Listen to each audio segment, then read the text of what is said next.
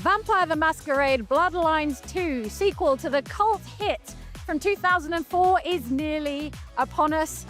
It's going to let us live out our vampire fantasies. And here on the stage, joining me is narrative director Ian Thomas and White Wolf brand manager Jason Cole. Thanks for joining me. Thanks very much for having us, James. Good to see you again. And good to see you. Ian, the game it's nearly here. How are you feeling? Genuinely feeling busy. I mean, we are constantly working. Everything has been locked, but that means that there are so many little things still to polish in terms of content and some little surprises we're putting in. But it is great because it's been such a long time for the team to see this thing actually out there in front of people and see the reactions. And I was saying to you only slightly earlier that I'm genuinely pleased and surprised by the reactions we're getting. It's it's lovely. It almost doesn't feel real. I've been waiting for this game for quite a long time. Oh, have you? I have indeed. I dare say some of us has been waiting a little longer, but we're just as pleased as you are that it's nearly here. All right. It's releasing October 21st.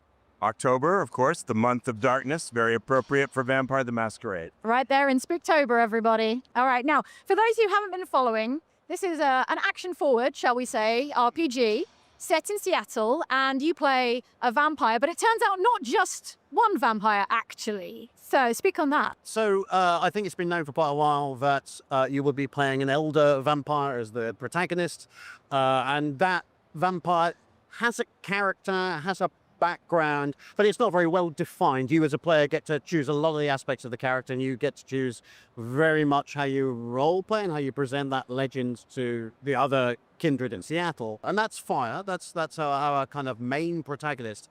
However, again, it's been out there for quite a while. There is a voice in Fire's head, a character called Fabian, and it's become clear over the last few days that Fabian in your head, your guide to Seattle, a much younger vampire, only 100 years old. He's a Malkavian, he's a detective, and you actually get to play some of his story as well. And that's kind of interleaved with the action RPG.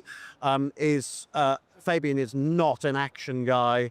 He's an investigator. He's a curious gumshoe detective. That's what he thinks he is. Whether he is or not remains to be seen. So we mix those two stories together, and they all build to make a much bigger story, and it's been a juggling act of jigsaw pieces to make it all work. Could you put a proportion on how much you're playing as Fabian and how much you're playing as Fire?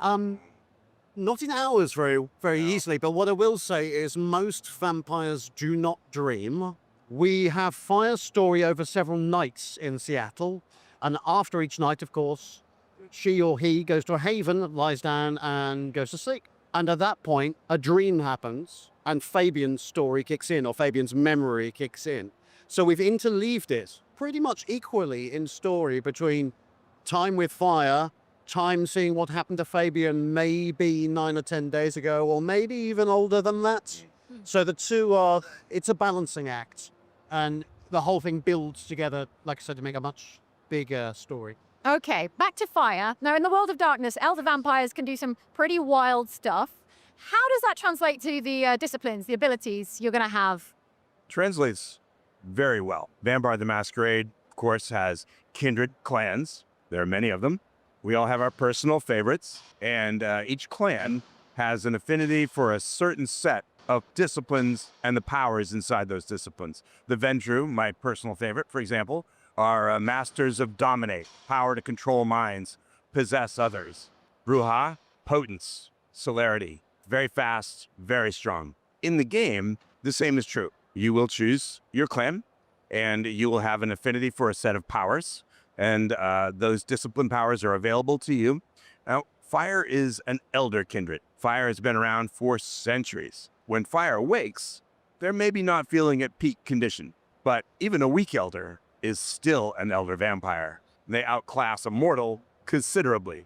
So as part of Fire's journey, you'll choose Fire's clan, get your discipline powers, and then you can start to decide how to customize your approach to powers in the game by focusing on those powers you start with, or learning others from other vampire clans that you meet as part of the play. All right. I was curious. You've tagged the clans with like mastery ratings. Like, Yes. what does that mean? effectively, from a gameplay point of view, we think that one is going to be easier for maybe somebody new to the game to cope with, because something like the Bruja, for example, it's a straightforward idea. You go and beat people until they fall over or you rip a bit off. But with the approach to each clan's interpretations of fire is probably a starting point. Each clan choice and each initial set of powers, which, as Jason says, are way above mortal and considerably above most vampires you will meet, each of them has a different approach and a different tactical approach in terms of combat, because they're all about fire is all about destroying people, about effort, getting their way through them. But that doesn't necessarily mean they punch everybody to death. So if you go Bruja, it is. But if you go Ventru, you puppet others to do that for you, you say. Or if you do Banu Hakim, you can use stealth, or you use Tremere, you can use blood magic at distance. So the level and the gameplay of the maps are designed in such a way that you can play a very different approach to how fire deals with these enemies. Yeah. Away from the messiness of combat, the world of darkness for vampires is all about like politics and intrigue and betrayal and treachery. Like, how does that manifest in the way someone's going to play your game? So we have a political situation here. We're dropping an elder, a powerful playing piece, into the middle of what's already a boiling pot, to mix my metaphors. So how this manifests to the gameplay point of view is that, unlike something like the kind of Paragon Renegade approach of something like Mass Effect, every character, all of the major characters who fire talks to, have an opinion about fire. So if fire presents themselves as, I am the mighty elder and you will do my bidding, you will respect my authority, then some vampires will, oh yes, that's fine, but some will, it'll make them bristle, it'll make them treat them differently, and each of them has a different set of opinions. So you can roleplay fire as this incredibly strong vampire and hope that everybody will listen to what you say, but equally you could go to one and flatter them or persuade them, convince them, which means that you get into, it's a juggling act of politics, of balancing all these characters, and there are consequences for all of that. But it also means you end up in situations like, here is a room full of 3 or 4 vampires and they ask you publicly a question and you have to decide, well, I could choose that line and then that person or that person will really respect that, but those two are going to hate it. So there's this constant political game going on top of everything else. I see. There are, in fact, more specific kindred politics that fans of Vampire the Masquerade, the role-playing game, will be familiar with. There is and was a prince. There is a sheriff. There are powerful vampires with hidden agendas, and they all want things from fire.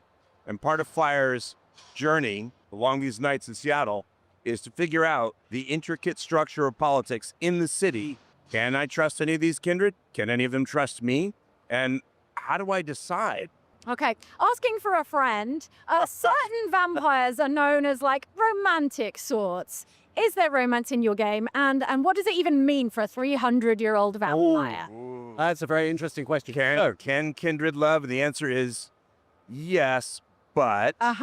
There are definitely characters who you can get quite involved with, and we spent some quality time in the sound booth with the actors, let's put it that way. I see. And it was an experience for all involved.